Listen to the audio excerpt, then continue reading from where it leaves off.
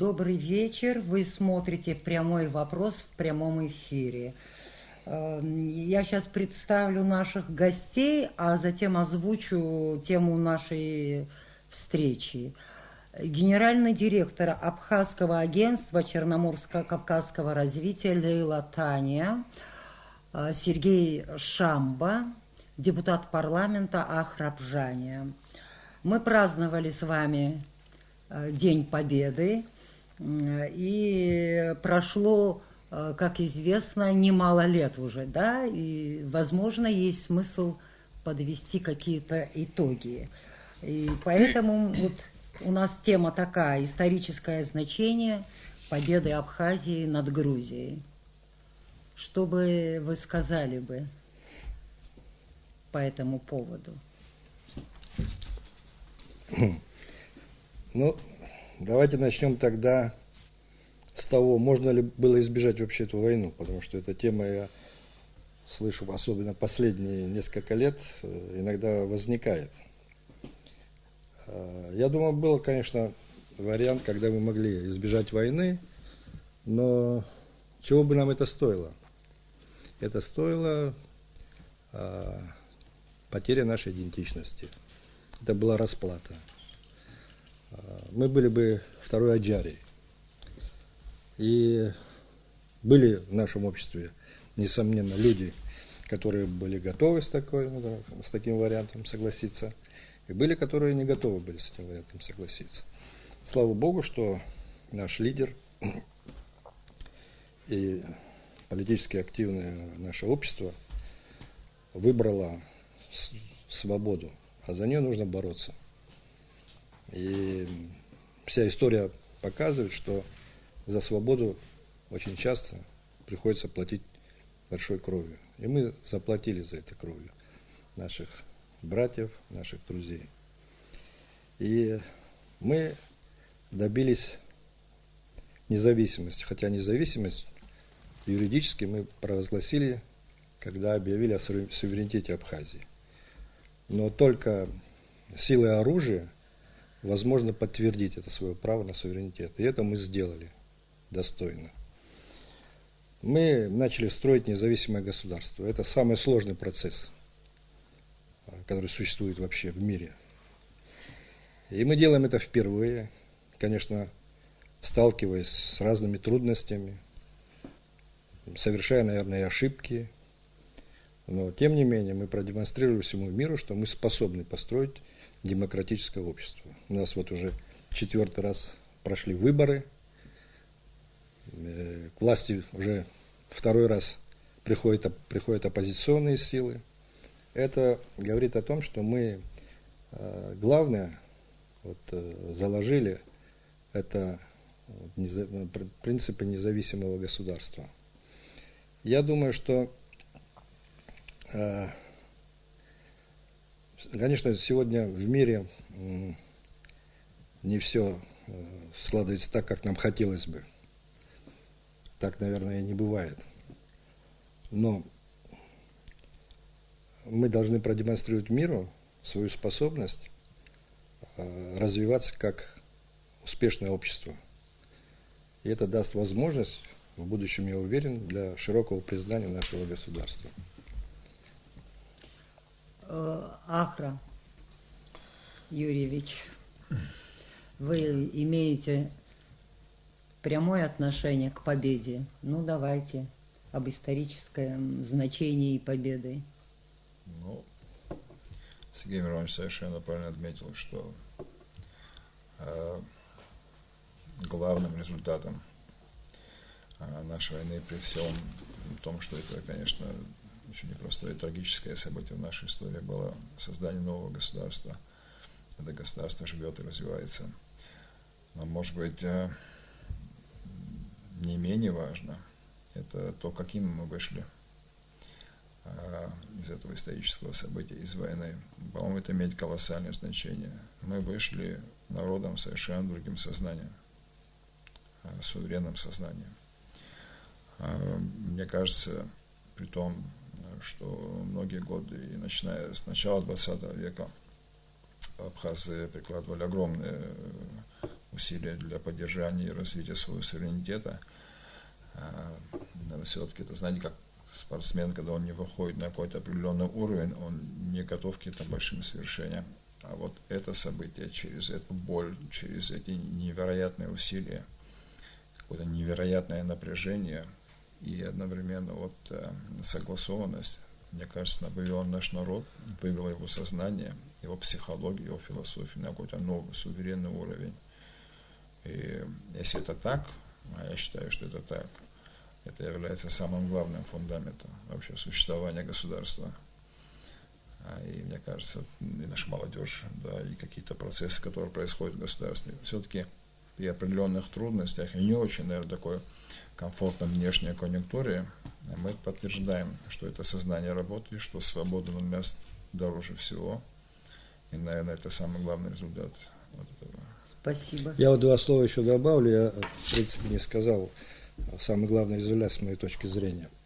Самый главный результат, я считаю, это то, что мы сами решаем свою судьбу. Потому что весь наш исторический опыт показывает, что когда за нас решают другие, у нас было очень много проблем. Вся наша история об этом говорит. Сегодня все в наших руках. И все от нас зависит. И мы никого не упрекнуть не можем. И должны сами все сделать. Мы знаем, какие проблемы есть у нашего общества. Это и сохранение этноса, языка, демографические проблемы. Мы лучше всех это знаем. И лучше нас, и с такой болью, как мы к этому относимся, никто относиться не будет. Поэтому сейчас все зависит от нас, от нашего стремления создать лучшее будущее. Лейла Ибрагимовна. Безусловно, согласна со своими коллегами. Хочу тоже отметить тот факт, что вообще наша победа над Грузией, и военная, и дипломатическая, она действительно имеет историческое значение, и не только для судьбы абхазского народа, но и для России, и для всего региона в целом. Это на самом деле историческая победа была. Вот легче всего, мне кажется, определить значение того или иного явления, если попытаться пойти от обратного посыла. Вот давайте на минутку попробуем представить себе, что было бы, если бы мы не выиграли войну, если бы мы не одержали победу, если бы мы проиграли в войне.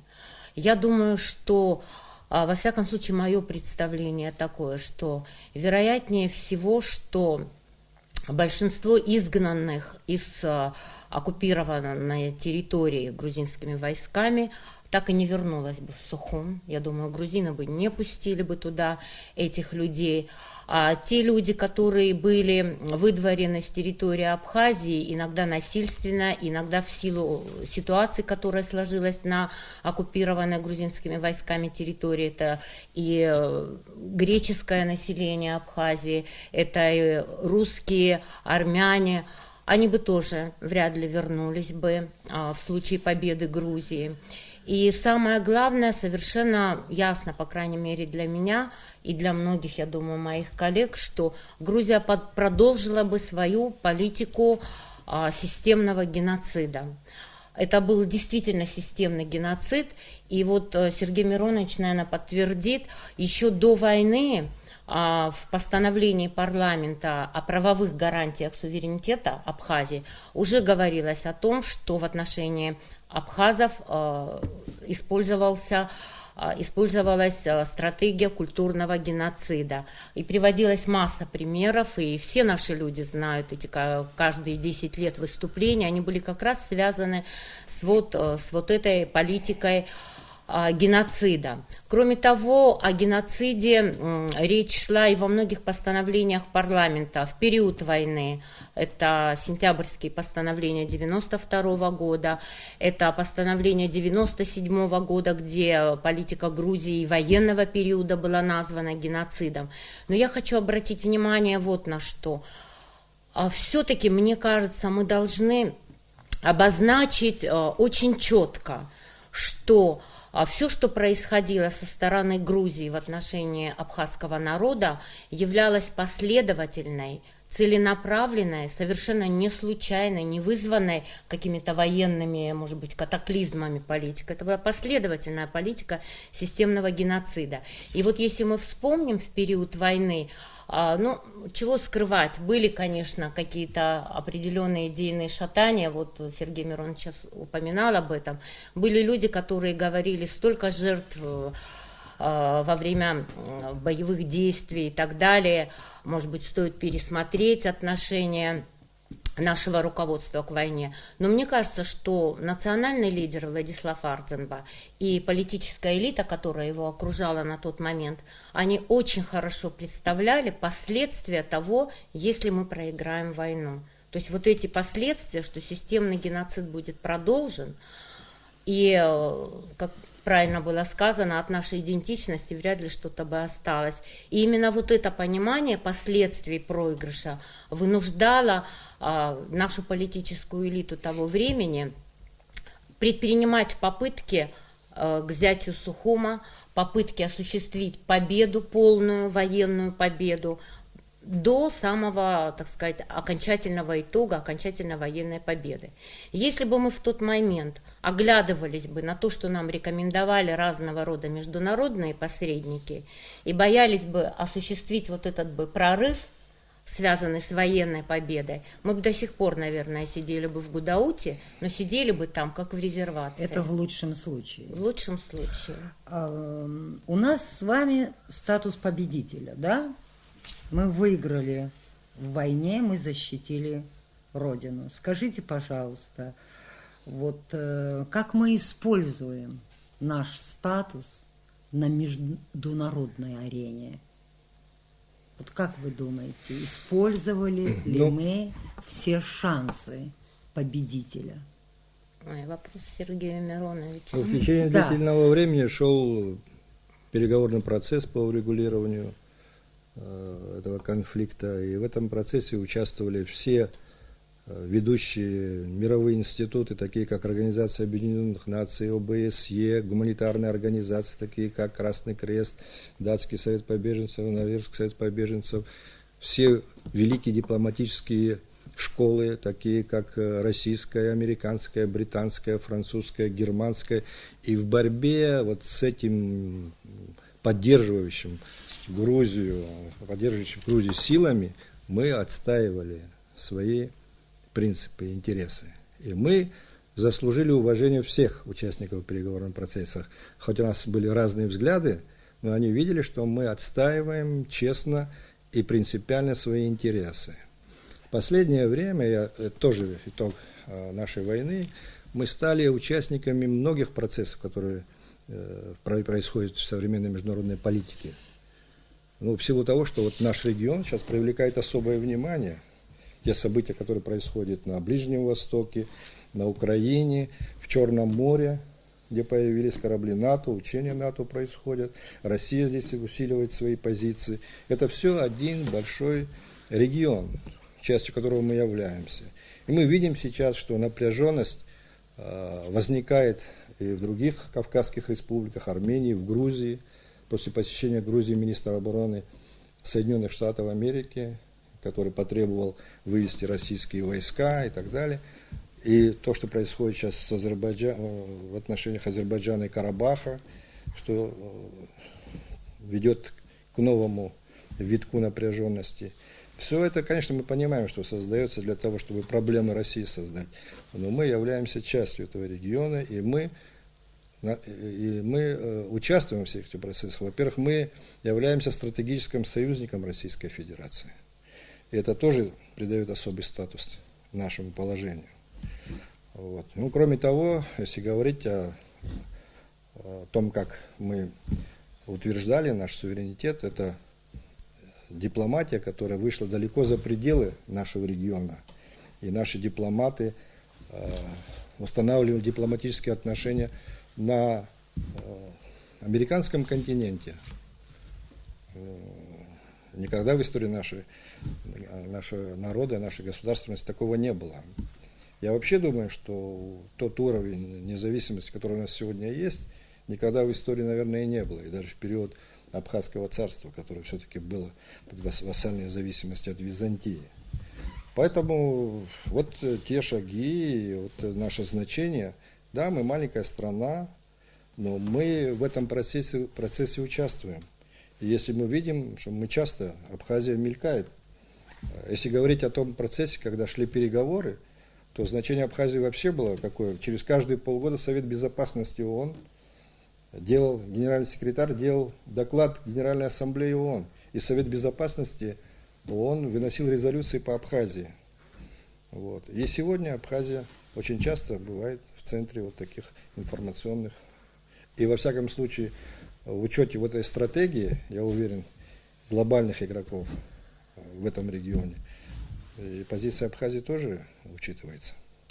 Спасибо, Ахра Юрьевич. Вы хотите дополнить, продолжить как или непривычно, наоборот что-то другое? Как мне непривычно, когда ты меня по имени отчеству называешь. Не знаю, мне кажется, что вот, кроме внешнеполитического контекста, вот, есть еще следующее. Победа – это как вот такой вот пик какого-то развития исторического, который в определенном смысле дает карт-бланш на развитие. Если это победа, если она безусловная, конечно, у вас есть какой-то исторический период, чтобы наполнить содержание вот этого государства, которое добилось победы, чтобы продвинуть этот народ в какой-то следующей ступени развития, чтобы закрепить его результаты. Но в этом контексте, конечно, очень важно то, каким образом мы распоряжаемся и намереваемся распоряжаться вот этим историческим карт-бланшем, который был оплачен очень дорогой ценой и который нам, собственно говоря, удался. Если мы не сразу, конечно, не за 2, не за 3 года, 20 лет прошло, но это по историческим меркам не очень длительный период. Если мы не сможем и в дальнейшем наполнить вот это завоеванное победой наш статус-кво как независимого суверенного государства реальным содержанием, в каких бы отраслях, в каких сферах это не было, будь то, не знаю, гуманитарная сфера или внешняя политика, просто геополитика, экономика, культура и так далее, эти результаты могут быть очень легко девальвированы поэтапно, а потом все больше и больше. Поэтому, мне кажется, сегодня это не просто какое-то развитие, это закрепление тех результатов, которые были достигнуты вот в тот очень сжатый, напряженный и очень важный год. Если мы этого не сделаем, те результаты могут быть, как я уже сказал, просто, не знаю, сведены почти на нет. Это главная задача. Спасибо, хорошие мысли. Лейла, пожалуйста, вот по этому же вопросу. А вы знаете, когда вот мы вспоминаем о нашей военной победе, на самом деле мы наполняемся уверенностью.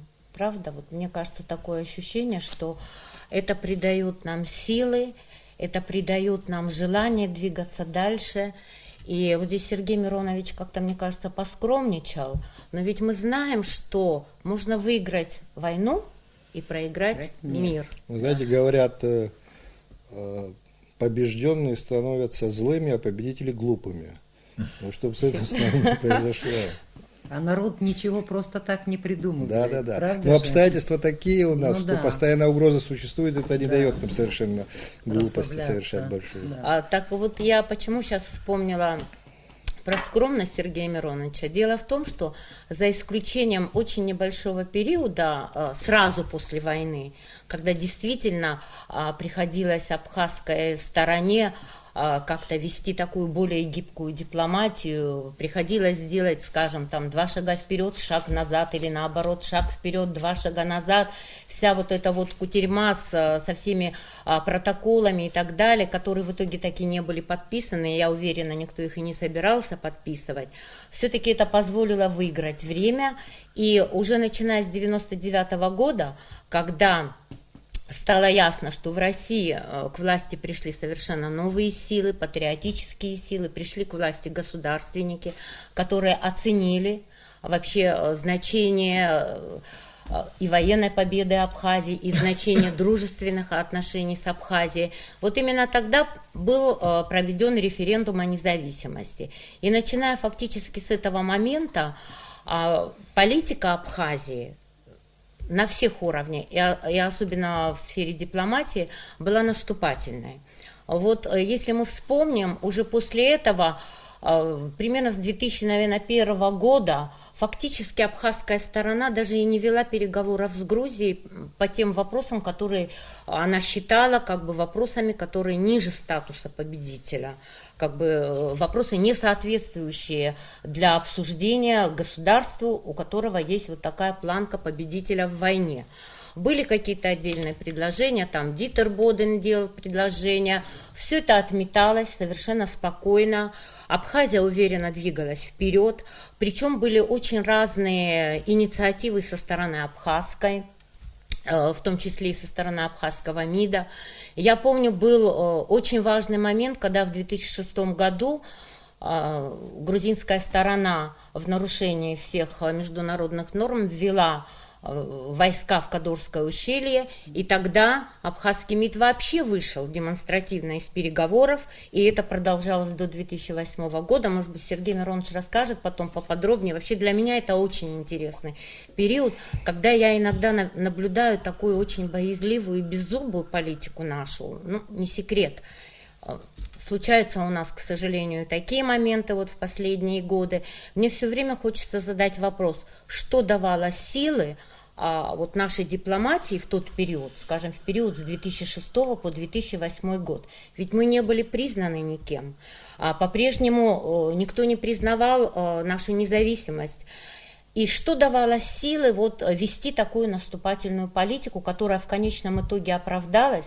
В конечном итоге к нам сюда, в Абхазию, приезжали высочайшего уровня европейские дипломаты и спрашивали о наших условиях, о наших позициях. И в конечном итоге именно Россия и признала Абхазию в 2008 году. Понимая, кстати, вот за полгода до признания, я помню, сюда приезжали кремлевские эксперты. Вернее, нет, кремлевские эксперты приезжали за месяц до признания. Мы помним эту И встречу. я помню, как на таких даже, я бы сказала, в такой эмоциональной обстановке они доказывали нам, что Россия ну никак не может признать Абхазию. Мы пытались сказать о том, что России обязательно надо признавать Абхазию, если она хочет сохранить выгодный для нее баланс сил в регионе. И вот, несмотря на то, что в основном экспертное сообщество не было сторонниками признания независимости Абхазии, они были сторонниками тайваньского варианта, то есть юридической поддержки, вернее, поддержки без юридического признания. Ровно через месяц, после того, как состоялась такая дискуссия, Абхазия была признана. И вот это позволяет всегда думать о том, что если есть возможность, если риски минимальны, то все-таки преимущество надо отдавать наступательной стратегии. Именно на основе того, что мы одержали военную победу. Прежде всего, это давало силы, мне кажется, вот наступательной стратегии. Сергей Миронович, вы как Сергей опытный Миронович политик, добавит. что скажете? Абхазская внешняя политика, она должна быть наступательной? Ну, во-первых, я хочу сказать о том, что у нас была соответствующая тактика. Есть такой дипломатический прием – переговоры ради переговоров. И наша задача состояла в том, чтобы вести как можно дольше, сколько это возможно, чтобы не сорвать переговорный процесс. Пока это еще не войдет в ту стадию, когда это просто противоречит окончательно нашим интересам и нужно его прекращать. Но нам удалось это очень долгое время протянуть. Для чего нам это нужно было? Ну, понятное дело, чтобы укрепить экономические свои позиции, военные позиции, сгладить многие острые проблемы, там, касающихся беженцев и прочее, потому что время тоже сглаживает, агрессивность, это спадает, накал агрессивности и прочее. Вот это мы и сделали тогда. Понимаете? И она в разное время разная была. Принцип был один, но тактические уловки были разными. Когда-то на первоначальном этапе мы старались, особенно не обостряя, соглашаясь обсуждать какие-то проекты, которые нам давали, мы затягивали это дело. Потом оно становилось все жестче, жестче. И в конце концов, когда мы уже почувствовали достаточно сил, мы, конечно, еще более жестко отстаивали свои. Наша дипломатия, с учетом тех произошедших изменений, и союз стратегический с Россией, она, конечно, должна быть более напористой и более уверенно себя чувствовать. Я думаю, что, понимаете, события, которые сейчас происходят в мире, они, я думаю, должны снова подтолкнуть нашу дипломатию к большей активности. Ну, совершенно очевидно, тот сейчас жесткий конфликт, который происходит между Россией и западными странами, как я уже говорил, который касается непосредственно нашего региона, он непосредственно коснется и нас. И для разговора с Россией, и для решения многих этих наших задач по безопасности нам нужна будет очень такая принципиально грамотная позиция нашего МИДа. Здесь, в этих условиях, которые сейчас возникают, может быть, одна из наиболее ключевых сейчас ролей должна как раз перейти к МИДу нашему. Нелегкие времена.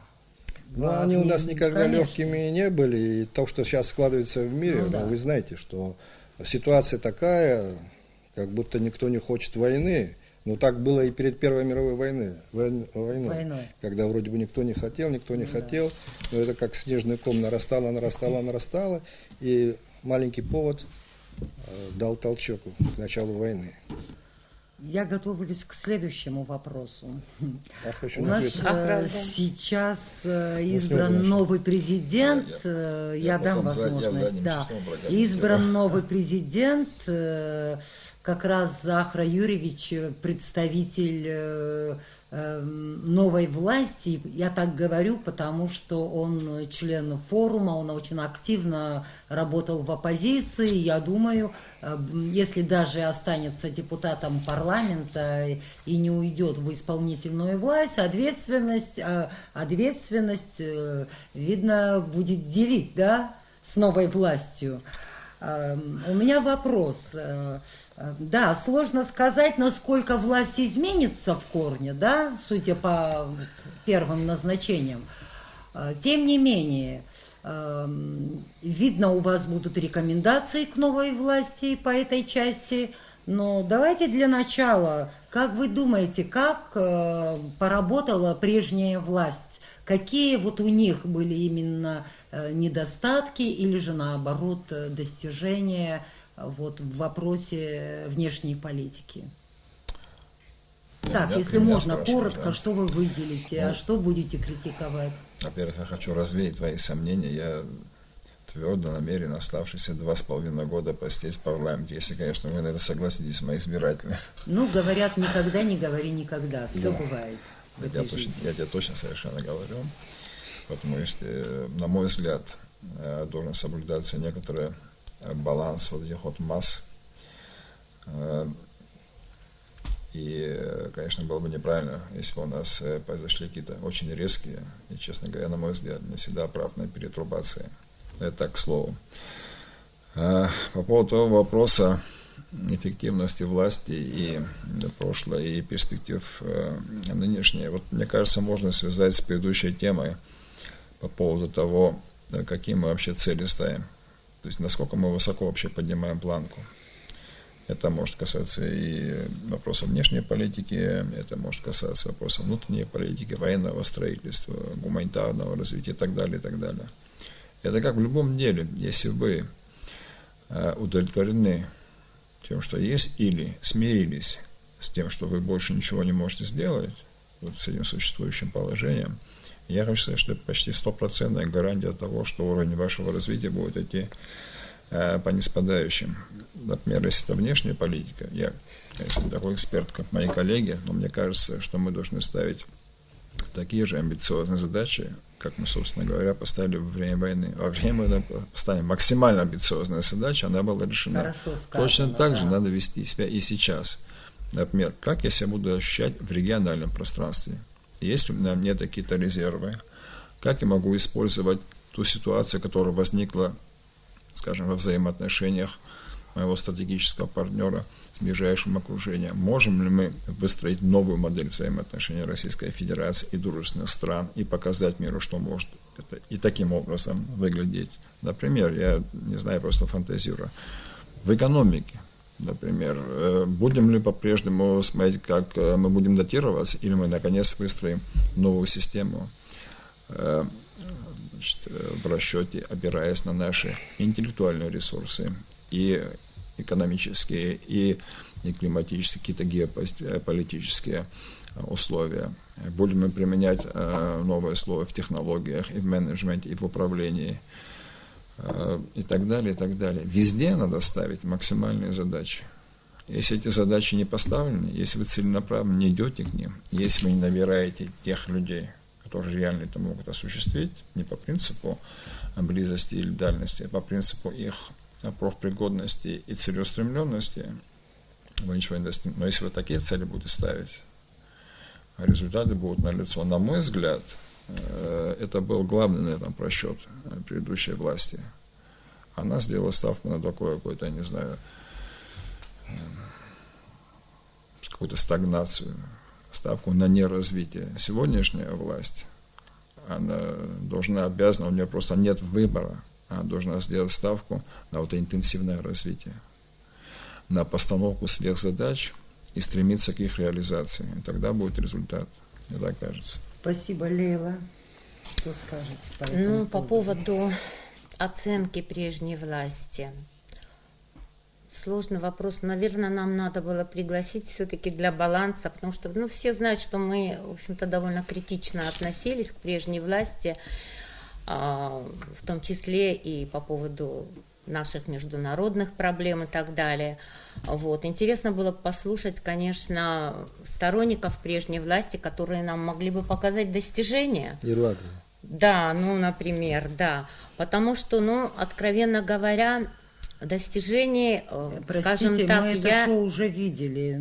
Пожалуйста, будьте добры. Достижений, продолжите. Честно говоря, я больших не вижу. Пусть меня простят сторонники прежней власти, а упущения большие вижу.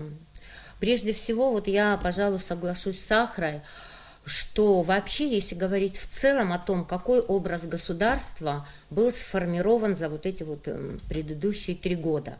Давайте посмотрим на себя со стороны. Не изнутри Абхазии, а со стороны. Мне кажется, это был образ очень такой скучный, рутинный, страны, которая все время чего-то просит, и непонятно вообще, как она себя позиционирует, как правильно Ахра сказал, в регионе. В регионе мы вообще оказались никто.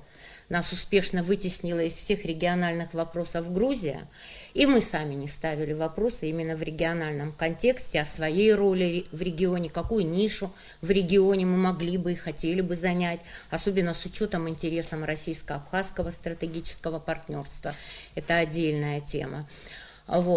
Но образ Абхазии, мне кажется, во многом из-за, скажем, каких-то коррупционных схем, например, озвучивалась очень часто в отношении Абхазии претензия, что здесь происходят нарушения прав, скажем, русскоязычного населения.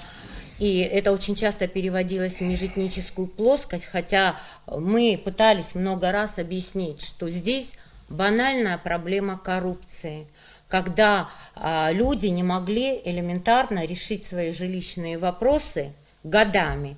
И все это решалось совершенно просто, если бы был нормальный антикоррупционный механизм управления.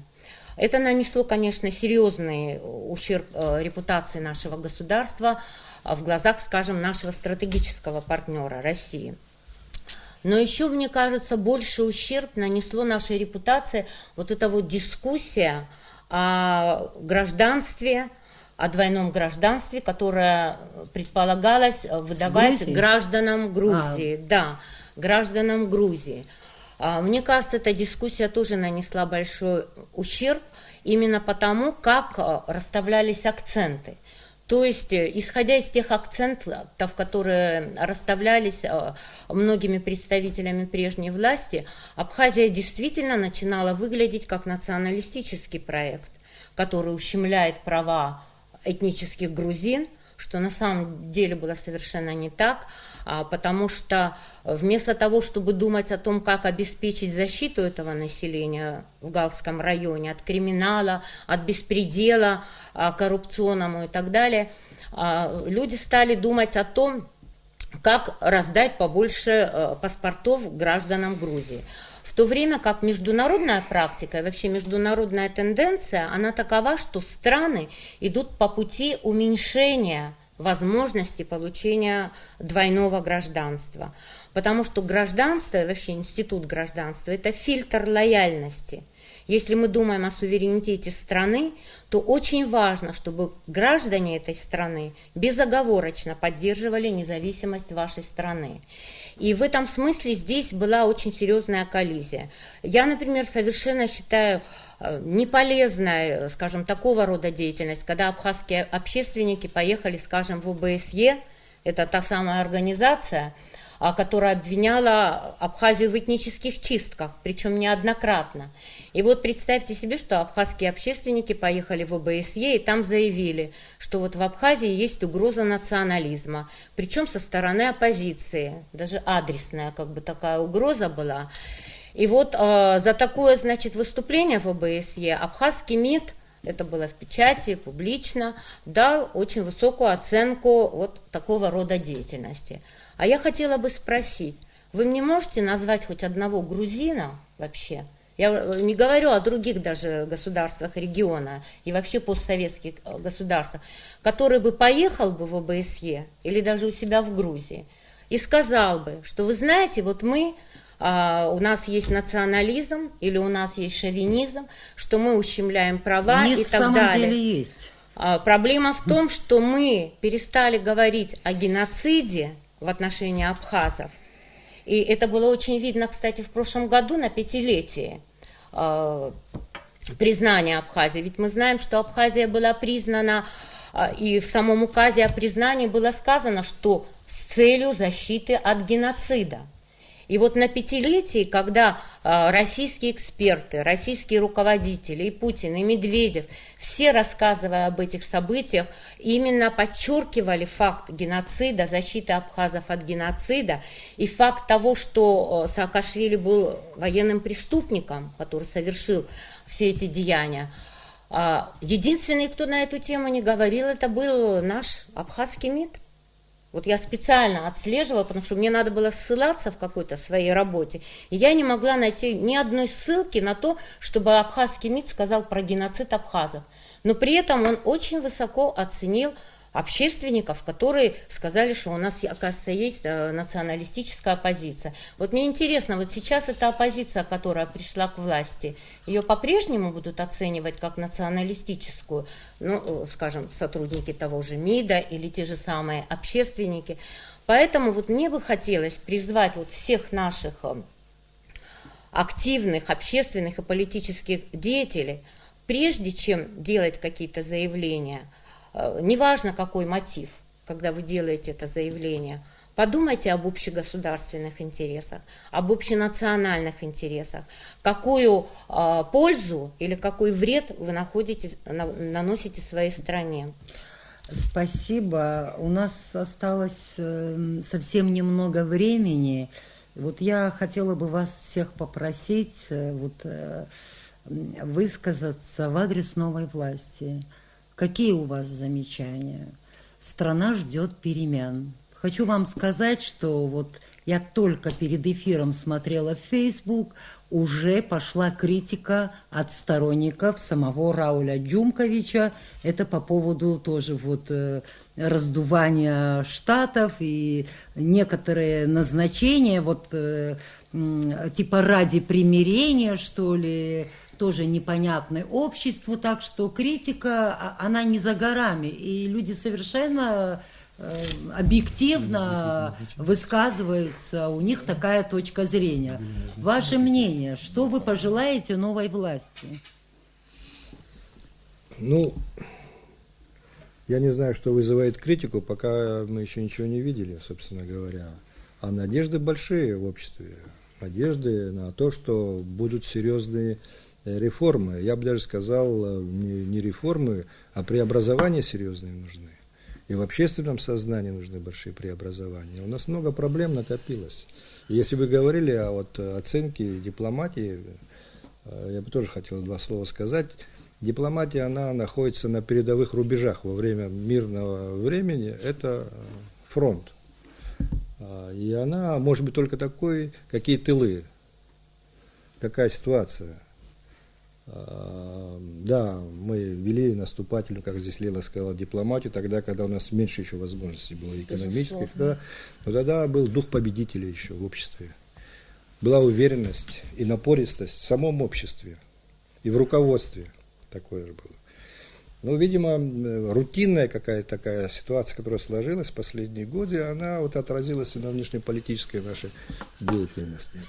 А что касается новой власти, то, как я сказал, в обществе большие ожидания есть, и могут быть и большие разочарования.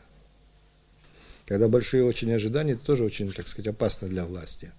Я думаю, что я просто уверен, что новая власть серьезно возьмется за реформирование. А если акцентировать внимание на каких-то назначениях, я, например, тоже за то, чтобы людей, подбирая во власть, не столько в зависимости от их политических взглядов, сколько в соответствии с их профессионализмом. Если это будет сделано, я считаю, что это будет правильно. И вопросов будет мало. Вопросы наверняка в любом случае будут, потому что все, кого не назначили, все будут обижены, наверное, таковых будет много, я думаю. Вот. Но не это главное, хотя кадры решают все, как говорил еще Владимир Ильич. Решают. Да, поэтому сначала начинают с кадров. Но я думаю, что главное, что покажет результаты деятельности нашей власти, уже через год мы должны как-то уже оценить, наверное, этот период, это то, с каким энтузиазмом власти возьмутся за реформирование серьезное. А нам обещали много, правильно? Нам обещали. Можно я? Пожалуйста. Передадим слово. Вы знаете, вот то, что касается рекомендаций новой власти. Ну вот рекомендацию новой власти хочется дать с учетом уже анализа тех упущений, которые были сделаны прошлой властью. Ведь мы ведь хотим, чтобы мы не просто так критиковали. И вообще, честно говоря, у меня всегда есть проблема нехватки времени для того, чтобы сказать все, что хочется сказать. Потому что рекомендаций очень много. Но основная рекомендация, вот первое, что я могу сказать, я согласна с тем, что дипломатия и внешняя политика – это действительно тот локомотив, который поведет за собой и политические интересы государства, и экономические интересы государства тоже. И поэтому вот я бы, например, может быть, потому что я 20 лет как бы больше этой сферой занимаюсь, мне она ближе, но тем не менее я все-таки считаю, что именно в этой сфере должен быть совершен очень серьезный пересмотр той платформы, с которой мы работали вот предыдущие 3 года. Я считаю, что прежде всего нам нужно обязательно закрепить юридически наш статус победителя в войне. Я уже об этом говорила несколько раз и хочу еще раз сказать уже для новой власти, потому что мы сами видим, как не дает покоя буквально наш статус победителя в войне нашему, так сказать, противнику Грузии, что она пытается все сделать для того, чтобы этот статус девальвировать. Она пытается сказать, что вообще она не абхазам проиграла, она проиграла России. Она пытается сказать, и, кстати, вот проблема на женевских переговорах, о которой постоянно говорит министр, что есть проблема формата. Проблема формата как раз с тем и связана, что грузины всячески подчеркивают неравноправный статус абхазской и грузинской делегации даже на переговорах.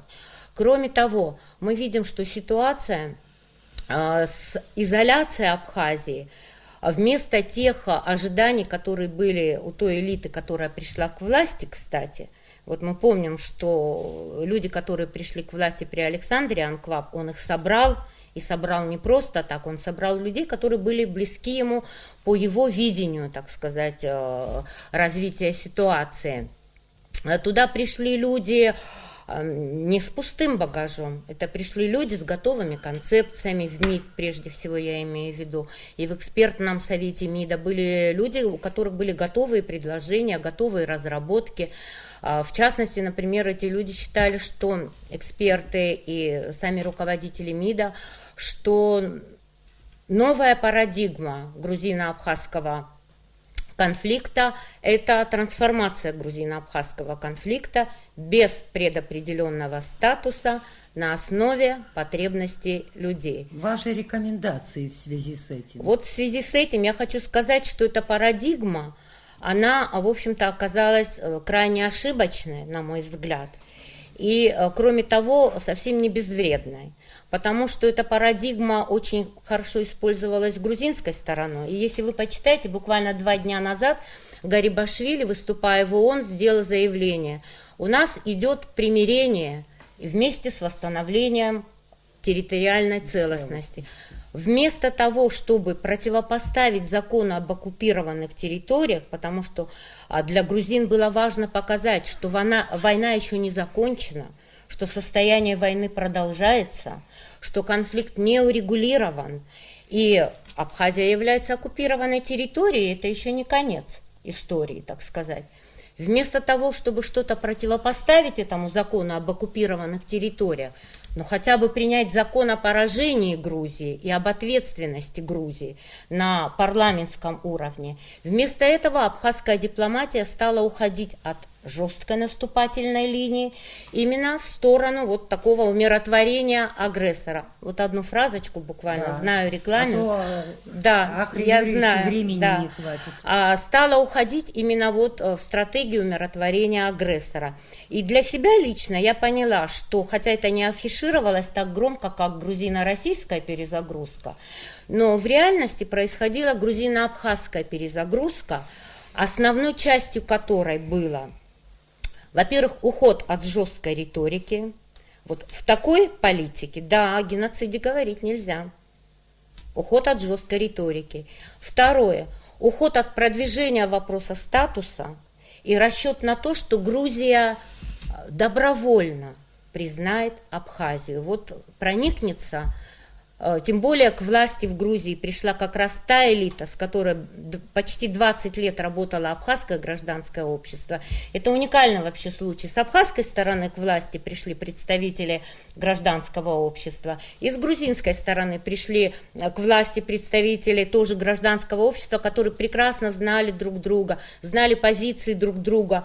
И вот в этом таком, я бы сказала, в этой конкуренции, которая представлялась как возможность сотрудничества, к сожалению, большому сожалению, грузинская вот, группа, так сказать, миротворцев, ну, в данном случае для меня это кавычки, потому что даже Пата Закаришвили, самый большой либерал Грузии, придя к власти, не стал открывать нам международную среду, как этого ожидали его коллеги в Абхазии, он наоборот закрутил гайки. Единственное, что просто умаслил эту ситуацию риторикой: мы все дружим, мы все братья, сестры и так далее. Спасибо, Лейла. Ахра Юрьевич. Ну, что я пожелал? Ваши рекомендации новой власти. Что бы я пожелал новой власти во имя укрепления тех достижений, которые вот всеми нами были завоеваны тогда, в 1993 году. Мне кажется, надо сделать 2 вещи. Проявить решительность и гибкость. Надо создать новые правила внутри абхазского общежития, достигнуть какой-то новый консенсус в обществе. А для этого надо проявить гибкость, привлекая к работе представителей, достойных представителей разных социальных групп. Это первое. И второе – решительность. Надо проявить решительность при проведении реформ. Смело доверять людям профессиональным, пускай они будут амбициозные, смелее доверять молодежи, людям, которые ясно, четко видят перспективы развития Абхазии. Тогда, я думаю, вот все получится. Спасибо вам за то, что вы пришли и высказались по вопросу статуса победителя и о том, что такое выиграть в неравном бою, в неравной войне абхазскому народу. Спасибо. Наша страна ждет перемен. прежде всего я к Ахре Юрьевичу обращаюсь, потому что повторяю, что вот мы ориентировались на вас. А мой Сергей избиратель. Миронович тоже Да. был членом координационного совета. Не, я не Да. был. Не были, Сергей Миронович? А Ну, я тем- на вас ориентировалась, Тем не вы это менее, знаете. я повторю, Я бы страна Вернее, ждет перемен. на вас Исключительно тоже команда. вместе Это с не Дорогие командой. телезрители, вы Я смотрели сочувствующий. прямой эфир в прямом Сочувствующий. эфире. Спасибо за внимание. Спасибо вам. тоже. Спасибо вам еще раз. Спасибо.